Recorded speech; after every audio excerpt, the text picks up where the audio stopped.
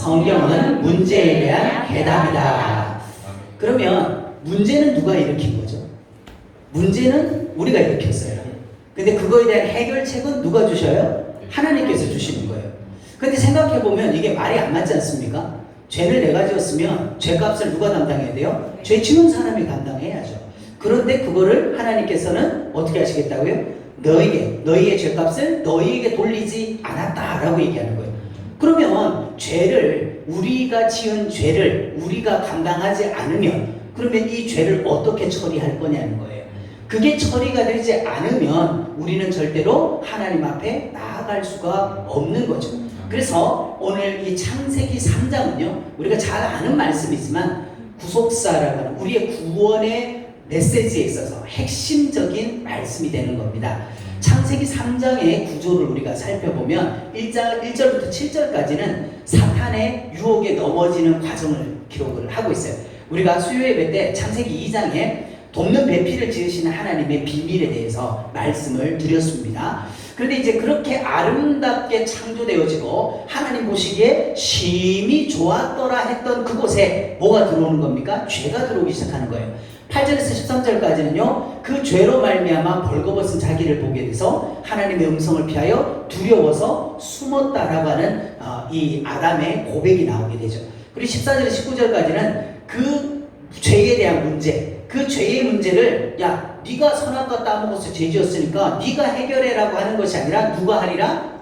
내가 하리라. 하나님께서 해결해 주겠다라고 하는 우리가 이 원복음이라고 하는 것이 선포되어집니다. 그리고 20절에서부터 21절까지는 바로 하와라 이름하는 생명의 어미와 그리고 그들에게 하나님이 가죽옷을 지어 입히시니라 라고 하는 이 가죽옷의 비밀이 나오게 되죠. 그리고 22절에서부터 24절까지 그들을 에덴에서부터 추방하는 것으로서 창세기 3장이 끝이 나게 됩니다. 그러니까 이 창세기 3장은 24절까지 짧은 말씀인데도 이 속에 지금 엄청난 구속사의 얘기가 다 들어있는 거예요.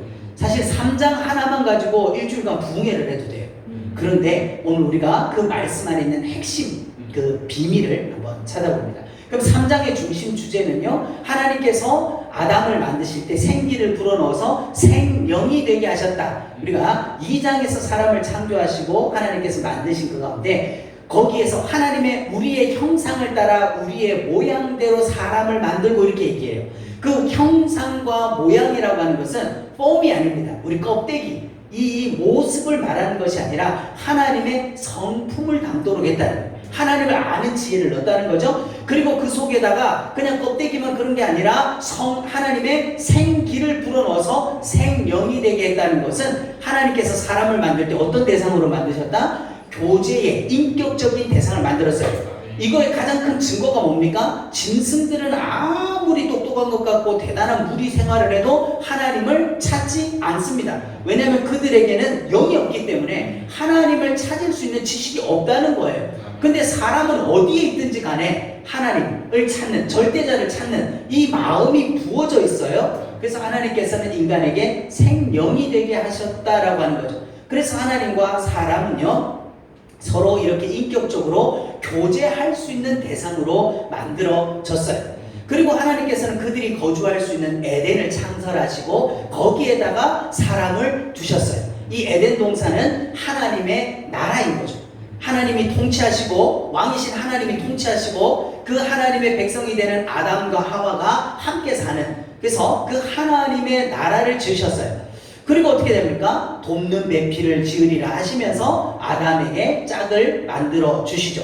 하나였던 아담에게 갈빗대를 취하여서 하와를 여자를 만들어서 그에게로 데려와서 둘을 하나 되게 만들어 주시는 이 비밀이 크도다 그랬어요. 단순히 결혼에 남자와 여자가 만나서 결혼하는 이야기가 아니라 사도 바울은 그걸 뭐라고 말합니까? 내가 그리스도와 교회에 대하여서 비밀을 말하는 것이다. 한마디로 아담과 하와를 짝지어 주신 것은 그리스도와 교회가 연합되어지는 비밀에 대한 것이다 라고 하는 것을 수요예배 때 말씀을 드렸어요. 그래서 그러면 어떻게 그 신부가 탄생하게 되었다 그랬습니까? 아담을 깊이 잠들게 하시고 그 갈빗대를 취하여서 여자를 만들었다 그랬죠. 마찬가지로 그리스도의 신부된 교회가 그러면 어떻게 탄생을 하게 됐느냐? 예수 그리스도께서 십자가에서 깊이 잠드신 것처럼 되어서, 그래서 예수님은 마지막에 예수님의 사망을 확인할 때 로마의 군병들이 어디를 찔러요? 옆구리를 찔러서, 이 갈빗대 있는 이 옆구리를 찔러서 심장이 터져 나오는 그것으로 말미암아 우리를, 이 신약의 교회가 탄생하게 됐다. 그리스도의 신부된 교회가 탄생하게 된 것이 바로 이 비밀이다 라고 하는 것을 말씀했어요. 그럼 이렇게 아름다웠던 에덴 동산에 뭐가? 하나님의 법이 있죠.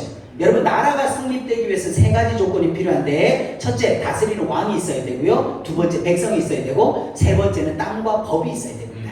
에덴 동산이라는 하나님의 나라가 있으니까 거기에 이제 법이 세워짐으로 완성이 된 거예요. 그런데 우리는 이 선악과에 대한 좀 오해가 많고 선악과에 대한 좀 불편한 마음들이 좀 많으세요. 그런데 이 선악과라고 하는 건 뭐냐? 쉽게 얘기하면 하나님과 사람 사이의 언약이라는 거예요. 하나님은 창조주이십니다. 사람은 피조물이죠. 그럼 창조주와 피조물은 절대로 같이 있을 수 없어요. 하나가 될 수 없어요. 같은 동격적인 인격이 될 수가 없습니다. 그런데 어떻게 사람이 하나님과 교제할 수 있게 되는 것입니까? 바로 이 언약으로 말미암아. 여러분, 결혼이라는 게 뭐예요? 남자와 여자 전혀 딴 남남이었어요. 남남이었던 그 둘이 뭐를 통해 가지고 하나가 되는 겁니까? 결혼이라는 제도, 결혼이라는 언약을 통해서 한 몸을 이루어요. 동격한 인격체로 되는 거죠. 마찬가지로 하나님께서도 이 선악을 알게 하는 나무의 실과를 세우신 이유가 뭐냐? 바로 너는 나의 신부로서 언약 안에 있어야 된다. 이 언약으로 너와 내가 영원히 같이 살 거를 맹세했다는 거예요. 그렇죠? 그러니까 이 선악을 알게 하는 나무의 실과를 먹지 않으면, 네가 먹지 말라? 먹으면 반드시 죽는다? 그럼 안 먹으면 어떻게 된다는 거예요? 안 먹으면 영원히 산다는 거죠. 근데 그 영원히 누구와 함께 영원히 사는 겁니까? 하나님과 영원히 살 수 있는 거예요. 근데 그 언약, 그러니까 이것은 나무 열매에 대한 것이 아니라 하나님의 말씀을 믿느냐 믿지 않느냐, 그걸 하나님께서 세워주신 거죠. 이해가 되시나요? 그런데 사탄이 들어왔어요. 들어와서 어떻게 합니까? 뱀이 유혹을 하죠. 하와야, 네가 왜 하나님께서 이 동산에 있는 모든 나무의 실과를 먹지 말라고 했느냐? 하나님 그러신 적 없어요. 그죠? 다 먹어도 된다 그랬어요. 다 먹어도 되는데 뭐만 먹지 말아라? 동산 중앙에 있는 선악을 알게 하는 나무의 실과는 먹지 마라. 왜? 너무 맛있으니까. 너무 예쁘니까? 아니죠? 그걸 먹으면 어떻게 되니까? 죽는다. 죽는다는 게 뭡니까? 하나님과 나 사이의 관계가 끊어진다는 거죠. 네. 끊어진다. 그래서 이 하와가 그것을 그 사탄의 말을 듣는 순간에 눈을 들어보니까 그 선악을 알게 하는 나무의 실과가 보암직도 하고 먹음직도 하고 지혜롭게 할 만큼 탐스러웠다. 탐심이 이미 그 속에 있었다는 거예요. 근데 사탄이 그걸 부추긴 거죠.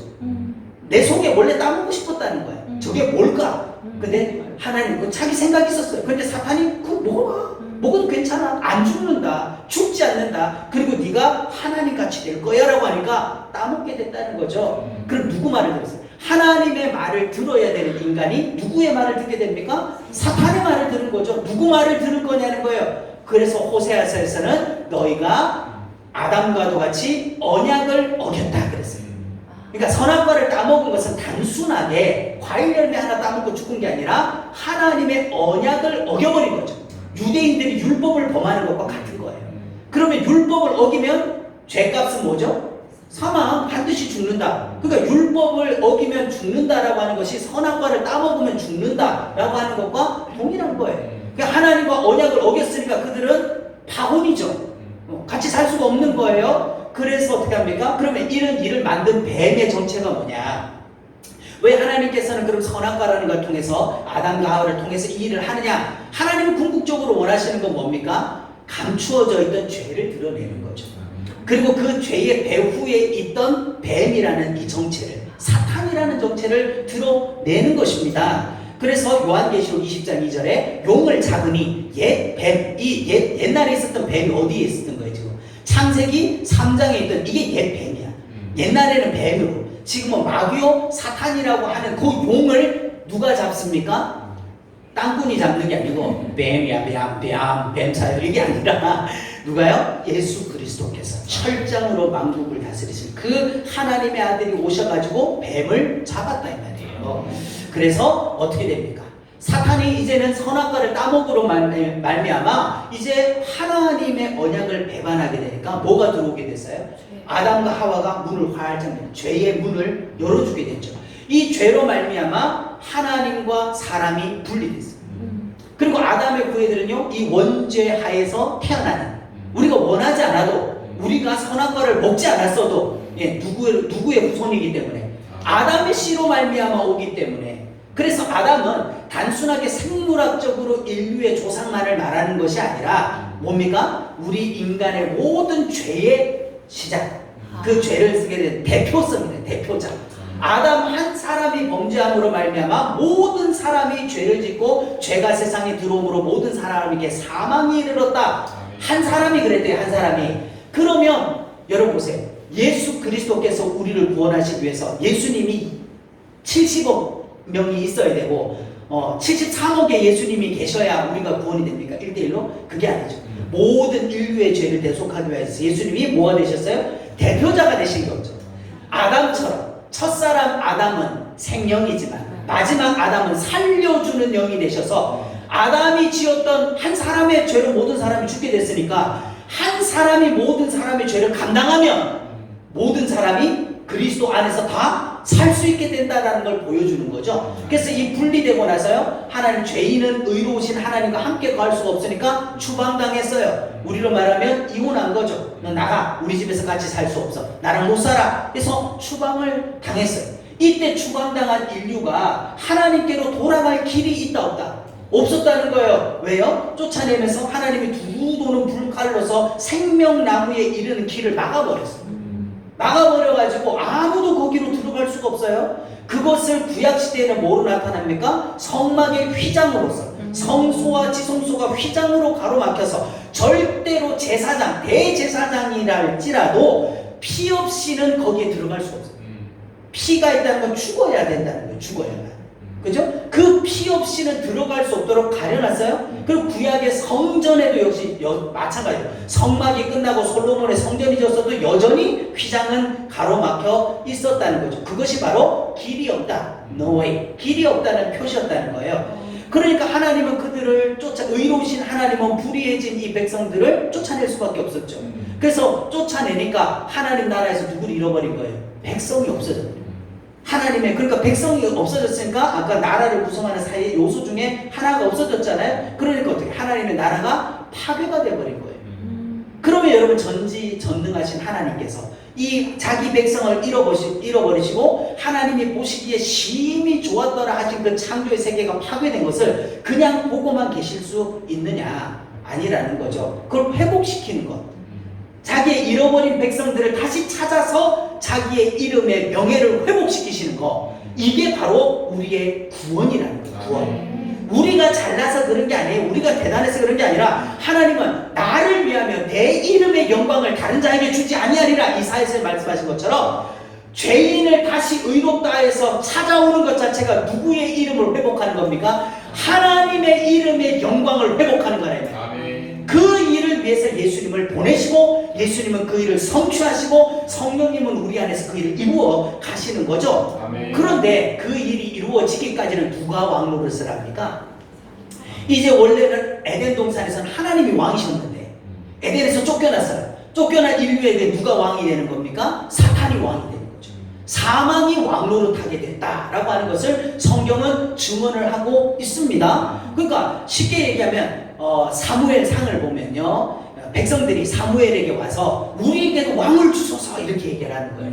그러니까 사무엘이 처음에는 아주 기분이 나빴어. 안 된다. 누가 통치하신다. 이스라엘은 누가 통치하는 거죠? 너희에게 왕이 없는 게 아니야. 우리의 왕은 하나님이시야. 하나님이 다스리시는 신정국가인데 너희가 인간의 왕을 달라는 것은 누구를 버리겠다는 거예요. 하나님을 버리고 사람의 통치에 들어가겠다라는 얘기가 되는 거죠. 그 말은 쉽게 얘기하면 눈에 보이는 것은 그냥 왕을 세우는 거지만 자기를 다스리시는 하나님을 버려버리고 하나님이 우리의 왕이 아니면 누가 우리 왕이 되는 겁니까? 세상에는 두 부류밖에 없어요. 하나님에게 속하든지 사탄에게 속하든지 두 부류밖에 없어요. 중간지대는 없어요. 회색지대는 없어요. 그러니까 하나님을 버려버린 백성, 언약 바깥으로 나간 백성들은 누구의 통치를 받게 되는 겁니까? 사탄의 통치를 받을 수밖에 없다. 그래서 사울을 그들이 왕으로 세웠지만 사울은 그들의 구원자가 될 수가 없었다는 거죠. 결국은 그들은 멸망의 길로, 폐역의 길로 갈 수밖에 없는, 이것이 창세기 3장의 원래 똑같이 이스라엘 역사에 그대로 계속 반복되는 거예요. 그러면 이 문제를 어떻게 해결할 거냐? 자, 이 사망이 그래서 문제는 누가 일으켰다고요?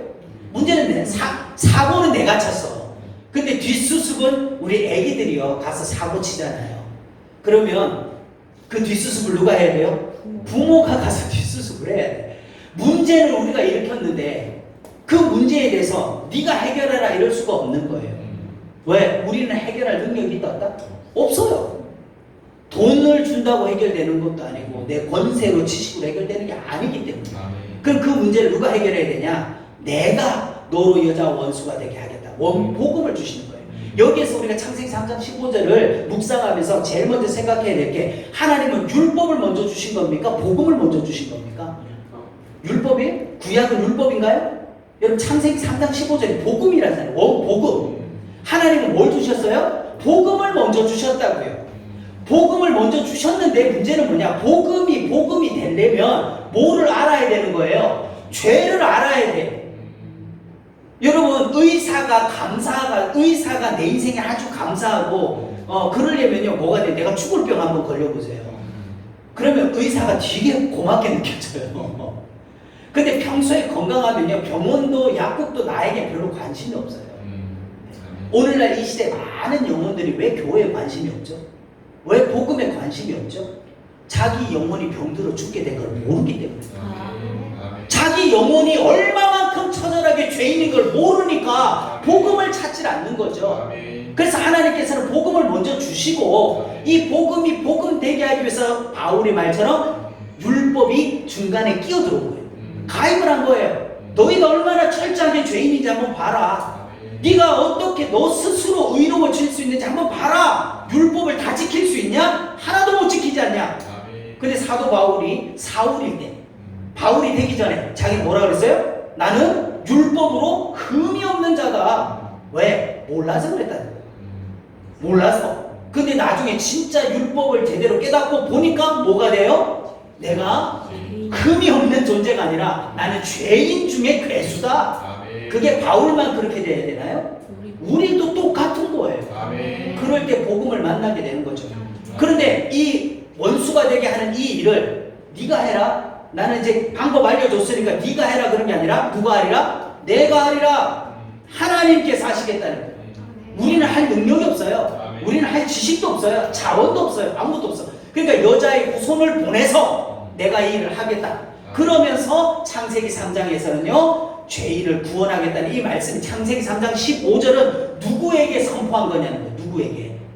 누구에게? 뱀에 향해서 사탄에게 사형 선고를 내린 거예요. 그러니까 이미 사탄은 창세기 3장 15절에 그 말씀이 선포될 때 이미 사탄은 뭘 받기로 결정이 된 거예요?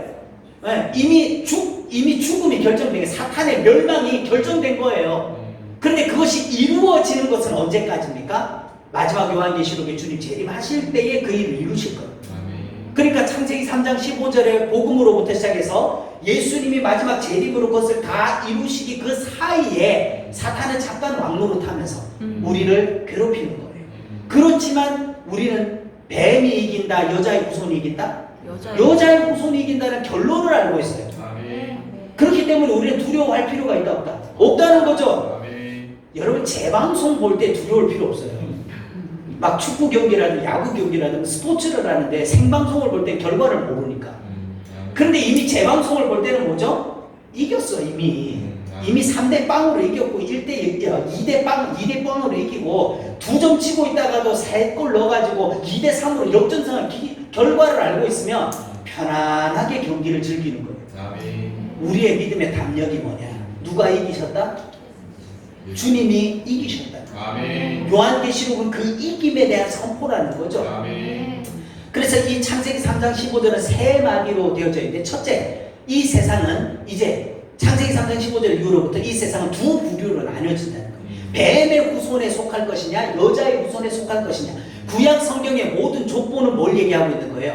뱀의 후손이냐 여자의 후손이냐 그걸 쭉 얘기를 하고 있어요. 여러분 가인과 아벨이 있죠. 가인이 아벨을 죽였습니다. 그래서 가인이 쫓겨났어요. 근데 가인의 족보가 쭉 나옵니다. 그리고 또 아벨 대신에 셋을 주시죠. 그리고 그 셋의 족보가 쭉 나옵니다. 둘 다 나와요. 뱀의 후손의 족보들도 나오고 여자의 후손으로 오실 그 메시아의 계보의 족보들도 나와요. 근데 그 두 부류의 가장 큰 차이가 뭔 줄 아세요? 그 족보의 가장 큰 차이. 뱀의 후손에 속한 족보에는 연대의 계수가 없다는 거예요.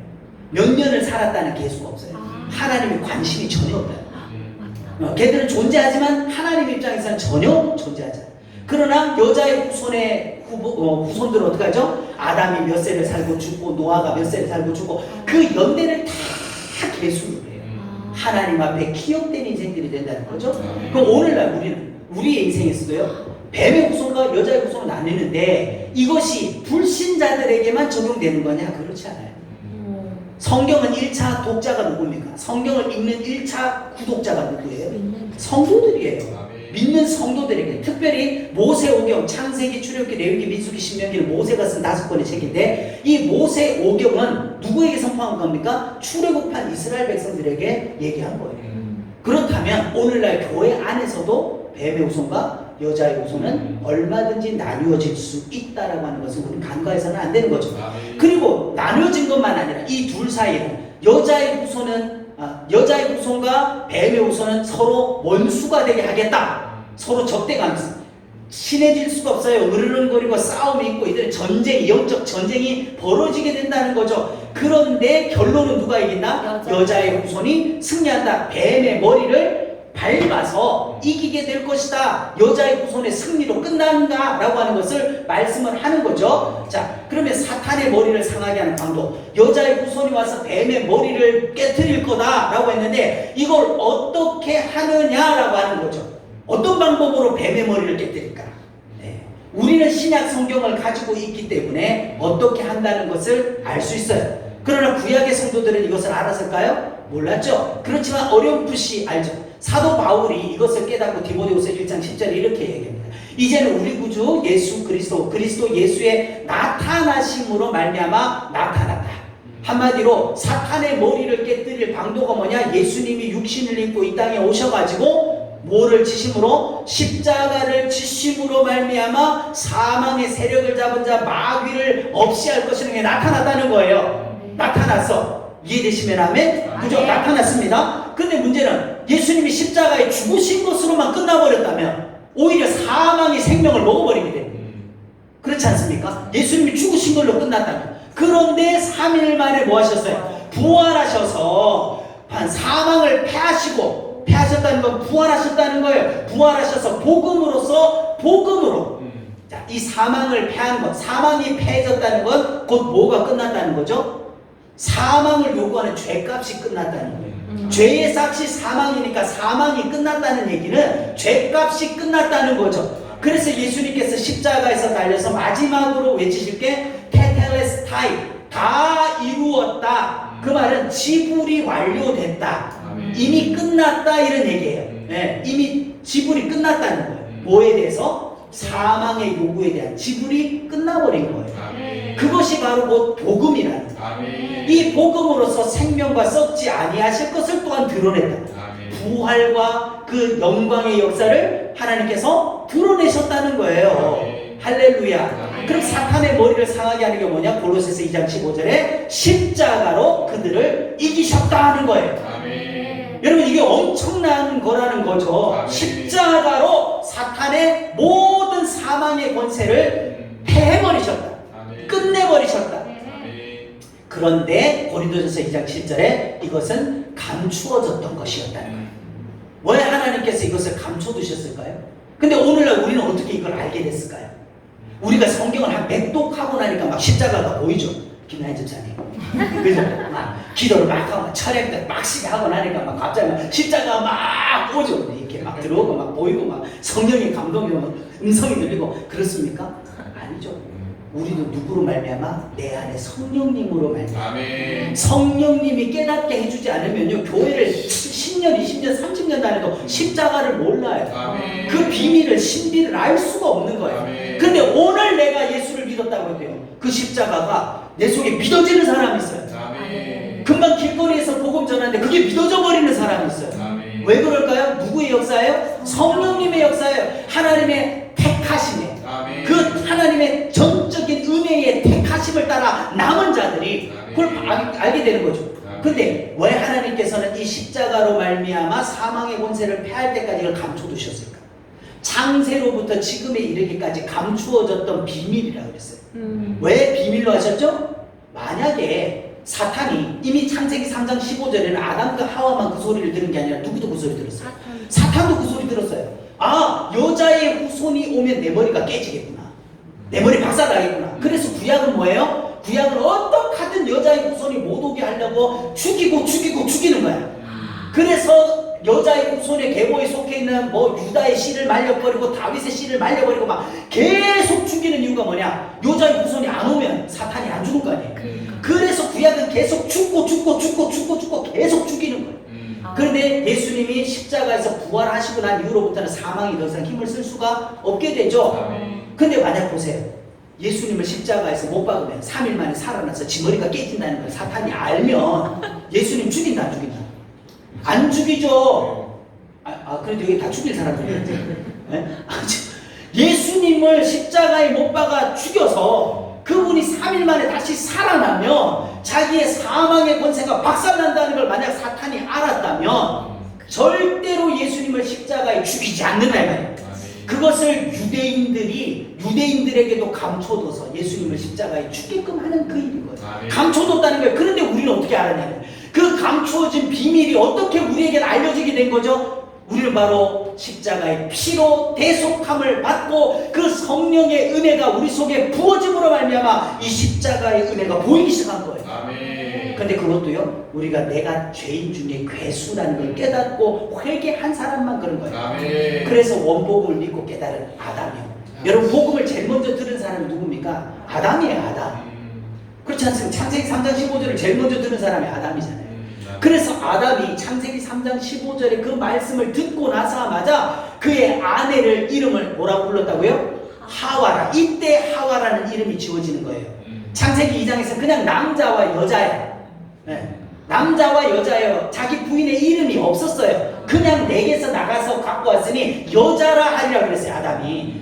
그런데 창세기 3장 15절에 하나님의 복음을 딱 듣고 나서 여보 당신의 이름은 이제 여자가 아니야. 그냥 여자가 아니야. 세상에 널리고 널린 여자가 아니야. 하와야. 모든 산자의 어미가 될 거야. 왜? 예수님이 남자의 후손으로 온다. 여자의 후손으로 온다. 그렇죠. 아담의 씨로 말미암지 않은, 죄의 씨로 말미암지 않은 정결한 처녀를 통하여서 오게 될 여자의 후손으로 오게 될 바로 그 통로가 될 거야. 당신이 바로 그 모든 산자의 어미 첫 출발점이 될 거야. 근데 여러분, 사실 아담이 선악과를 누구 때문에 먹었어요? 네? 하와가 줘서 먹었잖아요. 그러면 모든 죽은 자의 어미가 된다고 말해야 맞는 거 아닌가요? 아니, 니 때문에 죽었잖아. 니 때문에 망하게 됐어라고 해야 되는데 아담은요, 그 복음의 신비를 깨달은 거죠. 단순하게 여자가 아니라 이제는 모든 산자의 어미가 돼 여자의 후손으로 오게 될 예수님을 깨달으니까 당신이 바로 모든 산자의 어미가 될 거다. 이게 어떻게 이야기됩니까? 창세기 17장에 보면요, 그를 여러 민족의 어머니가 되라. 너는 사레라고 하지 말고 이제 너의 이름을 사라라고 해라. 이 산자의 어미가 누구에게로 연결돼요? 사라에게로. 그럼 사라가 나이 많아 죽게 되니까 또 누구에게로 가요? 이삭의 안에 있던 리브가에게. 너는 천만인의 어미가 되라. 리브가에게로. 그 리브가에로 연결된 것들이 또 성경에 나오는 수많은 여인들의 태를 통해 가지고, 유다와 누구를 통해서? 다말을 통해서. 그 다말을 통해서 또 오게 되고, 그 다음에 또 룻을 통해서 오게 되고, 계속 그 여인들을 통해서 누가 오게 됩니까? 메시아 그리스도가 오실 그 길들이 연결되게 되는 걸 성경은 그대로 보여줘서 마지막 누구에게? 마리아에게 와서 예수라 이름하는 그리스도가 우리에게서 나셨다 이 말이에요. 할렐루야. 그게 바로 하와. 그래서 창세기 4장 1절에요. 아담이 가인을 낳고 이르되 내가 여호와로 말미암아 등남했다. 자, 여자의 후손이 나서 아담의 첫 아들이 누굽니까? 가인이에요. 가인을 낳고 너무 기뻤던 거야. 아담은요 너무 기뻤어요. 야, 내가 이제 여자의 후손이 와서 뱀의 머리를 깨뜨리면 나는 어디로 갈 수 있어요? 다시 에덴으로 돌아갈 수 있겠구나 생각을 했는데 가인이 누굴 죽여버려요? 둘째 아들 아벨을 죽여버렸죠. 왜 죽입니까? 가인이 아벨을 왜 죽여요? 단순히 제사 하나님이 내 건 안 받아주고 아벨 거 받아줬으니까 시기 질투 때문에 여러분 아무리 승질난다고 형이 동생을 패 죽이는 이런 일이 있습니까? 없죠. 그 말은 뭐예요? 가인이 누구에게 속하여서? 악한 자에게 속하여서. 너희는 가인같이 하지 말라. 가인은 악한 자에게 속하여 자기 아우를 죽였다. 이미 이때 가인 속에 누가 들어갔어요? 사탄이 들어간 거예요. 똑같은 그 일을 신약 성경에 와서 누가 합니까? 가룟 유다 속에 예수 팔 생각 집어넣어서 예수님 죽인 데 내보내요. 가인은 구약 이 창세기의 가인은 누가? 신약의 가룟 유다와 같은 역할을 하는 거예요. 그래서 아벨의 예배를 받았다는 거. 여러분 창세기 3장은 창세기 3장 24절에 아담을 에덴에서 쫓아내는 걸로 끝납니다. 창세기 3장 쫓겨나는 걸로 끝나요. 근데 불과 4절 뒤에 아벨과 그 제물을 받아주셨다. 창세기 4장 4절에 받아주셨다. 어떻게 쫓겨난 죄인의 제사를 하나님이 의로우신 하나님 받아주실 수 있게 됐어요? 히브리서에 보면은 그가 드린 제물에 관하여 가인보다 나은 제사를 드렸으니 그가 제사를 정성껏 드렸다는 얘기가 아니라 그가 드린 제물에 관하여 증거하는 거라 그랬거든요. 히브리서 11장에. 그러면 그 제물이 뭔데요? 양의 첫 새끼와 기름으로 드렸다. 우리는 알잖아요. 그 양의 첫 새끼가 누굽니까? 하나님의 어린 양. 세례 요한이 증거했듯이 보라 세상 죄를 지고 가는 하나님의 어린 양이로다 한 바로 그 예수 그리스도가 우리 죄를 대신하여 죽으실 것을 누가 믿었다는 거예요. 아벨을 믿고 예배드렸다는 거예요. 가인은 자기 수단으로 드린 거고 자기 힘으로 의로워질 수 있다는 거예요. 내 힘으로 하나님 만날 수 있다고 해서 하나님 넌 안 돼. 그런데 아벨은 어린 양, 즉 예수 그리스도의 십자가 복음을 믿고 나아갔기 때문에 받아줬어요. 그러니까 누가 누구를 죽인 거예요? 사탄이 여자의 후손을 죽인 거죠. 그럼 이걸로 끝났나요? 그리고 가인도 쫓겨나 버렸어요. 가인 쫓겨나 버리고 아니 기껏해서 애 둘 낳았는데 가인 잃어버렸죠. 아벨 죽어버렸죠. 그래서 하나님께서는 4장 25절에 아담이 다시 그 아내와 동침하니 그의 이름을 뭐라? 셋이라. 셋째라서 셋이라고 준 게 아니고 하나님이 그에게 가인이 죽인 아벨 대신에 뭐를 주셨다? 다른 씨를 주셨다. 오늘 주보에도 넣는데 씨라고 번역된 이 제라라고 하는 것은요 후손이라고 하는데 이 복수형이 아니라 단수로 되어 있습니다. 단 하나의 씨라는 거예요. 여러분 우리가 애를 낳으면 하나만 낳는 게 아니라 둘도 낳을 수 있고 열도 낳을 수 있고 뭐 많잖아요. 히브리 여자들은 힘이 좋아가지고 뭐 부실한 여자가 한 12명 낳고 좀 뭐 건강하면 한 20명도 낳는데요. 애들을 우리는 지금 하나 둘도 못 낳아가지고 힘들지만 뭐 그렇게 낳는데 그런데 이 다른 씨라는 건 여러 씨가 아니라 하나 only one 제라라는 뜻이 단수로 쓰였어요. 단수로. 그러니까 우리를 구원할 씨는 우리를 구원할 생명의 씨는 누구밖에 없다? 예수 그리스도 한 분밖에 없다. 이미 이때 말씀을 하시는 거죠. 그래서 그리스도의 이 여자의 후손의 계보는 누구로 이어지게 됩니까? 셋의 후손으로 쭉 내려오게. 셋의 후손으로 쭉 이렇게 내려오게 되는 거죠. 그리고 하나님께서는 이제 가죽옷을 입혀서 쫓아내시는 걸로 창세기 3장이 끝나는데요. 왜 이렇게 하십니까? 우리는 이 하나님의 마음을 알고 복음을 받아야 되죠. 창세기 3장 21절에 24절에 이같이 하나님이 그 사람을 쫓아내셨어요. 왜 쫓아낼 수밖에 없었나? 아니 하나님이 그냥 하면 되지 않나? 뭐 한번 실수할 수 있지, 뭐 사람 그럴 수 있지. 야, 죄 없는 걸 하자. 그리고 이제 같이 살자. 다시는 그러지 마. 뭐 이럴 수도 있는데 쫓아냈어요. 왜 그렇습니까? 고린도서 6장 14절을 보면 의와 불법이 어찌 사귀고 빛과 어둠이 어찌 사귀겠느냐. 하나님은 의로우신데 우리는 불법자가 됐어요. 하나님은 빛이신데 우리는 어둠에 속하게 돼버렸어요. 빛이 어둠을 아무리 사랑해서 나랑 놀자 그래도 빛이 가는 만큼 어둠은 어떻게 해요? 물러나야 돼. 계속 도망갈 수밖에 없어요. 그러니까요 하나님께서 어떻게 합니까? 하나님의 성품은 두 가지가 있죠. 공의의 하나님이 있고 사랑의 하나님이 있습니다. 죄인을 구원하고자 하는 것은 사랑의 성품입니다. 한 영혼도 지옥 가기를 원하지 않는 건 하나님의 사랑의 성품입니다. 그런데 무조건적으로 죄인을 그냥 죄 없다고 해버리면 뭐에 반대가 되는 거예요? 죄는 반드시 심판해야 된다는 하나님의 공의에 거슬리는 거예요. 그러니까 이 하나님의 공의도 만족시켜야 되고 하나님의 사랑도 만족시켜야 되니까 그 두 가지를 동시에 만족시켜 줄 수 있는 방법이 하나님은 전지하세요. 모든 걸 다 알고 계세요. 그리고 그 아시는 걸 다 행할 수 있는 전능하신 하나님이세요. God is almighty. 모든 게 가능한 하나님이세요. 그런데 그분이 왜 아들 예수 그리스도를 보내서 십자가에서 죽이시고 3일 만에 부활하고 성령님 보내시는 이 일이 아니면 죄인된 나 한 사람 살릴 방법이 없다는 거. 아멘. 여러분 하나님 전지하시고 전능하신 하나님이 그렇다면 그런 거예요. 아멘. 여러분 그 외에 다른 길이 있습니까? 예수 외에 다른 길이 있다면요 우리는 사도 바울의 고백처럼 세상에서 제일 불쌍한 사람이 예수님이에요. 그러나 예수님밖에 없기 때문에 오직 예수님밖에 없기 때문에 이 의와 불법 그리고 빛과 어둠으로 나뉘어져 버린 이것을 헐어주실 분이 누구시냐? 오직 예수님밖에 없다. 아멘. 그런데 창세기 3장 10절에서요 이 아담이 어떻게 합니까? 내가 벗었으므로 두려워하여 숨었나이다. 이 벗었다는 개념이 뭡니까? 원래 아담이 태어날 때 뭐 입고 있었어요? 여러분 잘 생각해보세요. 아담 원래 태어날 때부터 아무것도 안 입고 있었어요. 근데 부끄럽지 않았어요. 근데 선악과를 먹고 나니까 벗어서 두려웠대요. 이 말이 뭡니까? 하나님은 아담이 벗었지만 그걸 간과하고 있었다는 거예요. 내가 너를 벗었다고 창피스럽게 생각 안 해? 그런데 죄를 짓고 나니까 자기 눈이 밝아져서 보니까 죄를 본 거죠. 요한계시록에서도 어떻게 합니까? 라오디게아 교회를 향해서 너의 벌거벗은 가련한 것을 좀 봐라. 겉으로는 뭐라 그래? 나는 부자라 부유하여 부족한 것이 없다라고 하는 그 교회 성령님이 보니까 너 빨가벗고 돌아다니지. 내 앞에서 그 수치를 가려야 돼. 여러분 우리 이 벌거벗은 죄의 수치를 어떻게 가리냐? 하나님이 가죽옷을 지어 입히셨다. 여러분 가죽옷이 그냥 나옵니까? 가죽옷을 지어 입히려면 어떻게 돼요? 짐승이라도 죽어야 돼요. 짐승이 죽어야 되는 거죠. 그래서 구약의 모든 제사는 뭐로 드리는 제사였습니까? 짐승으로 드리는 제사였어요. 그게 누구에 대해서? 이 짐승이 죽는 것처럼 누가 죽고 예수님이 하나님의 아들이 오셔서 죽어주실 그때까지 기념하는 거예요. 기억하는 거예요. 그런데 말라기에 가서 보니까 유대인들이 어떻게 합니까? 제사라는 형식만 남아있고 그걸 왜 하라고 했는지 잊어버린 거예요. 그러니까 와 이게 왜 이렇게 범패스럽냐? 뭐 이렇게 복잡스럽냐? 뭘 절기마다 예루살렘 오라 그러고 11주 내라 그러고 뭐가 이렇게 많아? 우리 다 패버리고 그냥 끝내버리자. 그러니까 하나님이 어떻게 하세요? 성전 문 닫아버려요. 나는 그런 거 필요치 않아. 성전 문 닫아버려. 예수님 오셔서도 그랬죠? 이 성전 헐어버려. 헐어버려! 내가 다시 일으킬 거야. 자기 육체된 성전. 3일 만에 내가 다시 일으킬. 그게 참 성전이다. 라고 말씀하시죠? 여러분 가죽옷을 지어서 입히시는 거.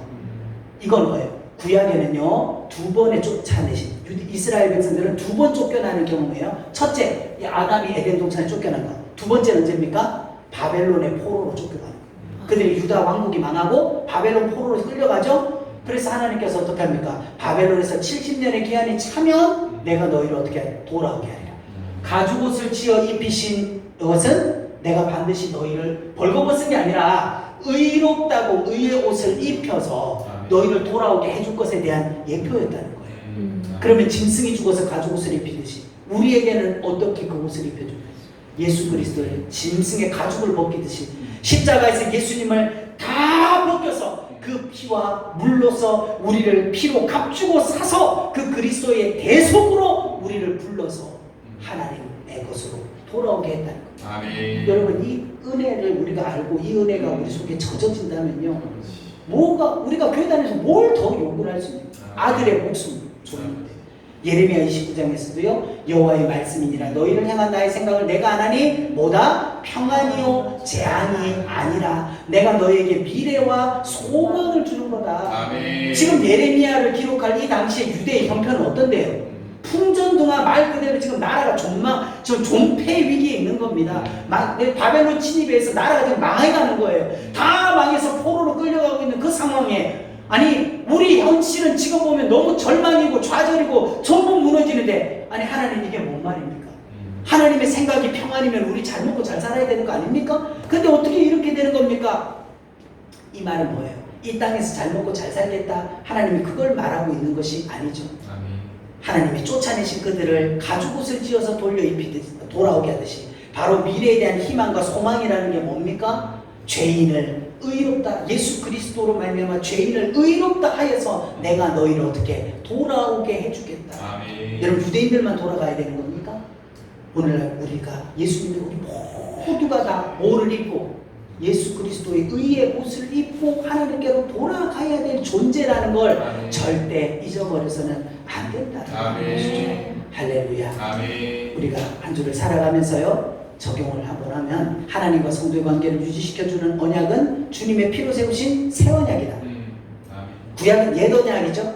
옛 언약은 짐승의 피로 맺은 언약이었어요. 그런데 그 짐승의 피로 맺은 언약은 이제 파해지는 거예요. 그럼 오늘 우리는 어떻게 합니까? 그리스도의 피, 하나님의 아들의 피로 맺은 이 언약은 파기가 된다는 거다. 파기할 수 없다. 그래서 그 가죽, 주님의 가죽을 벗기듯 하셔서 입혀주신 의의 옷, 여러분 우리 이게 입어야 돼요. 이거 아멘. 없으면 우리 하나님 나갈 수 없어요. 아멘. 의의 옷을 더럽히지 않도록 삼가하고 조심하라. 아멘. 한 주간도 말씀으로 승리하는 저와 여러분 되기를 축복합니다. 아멘. 기도하겠습니다.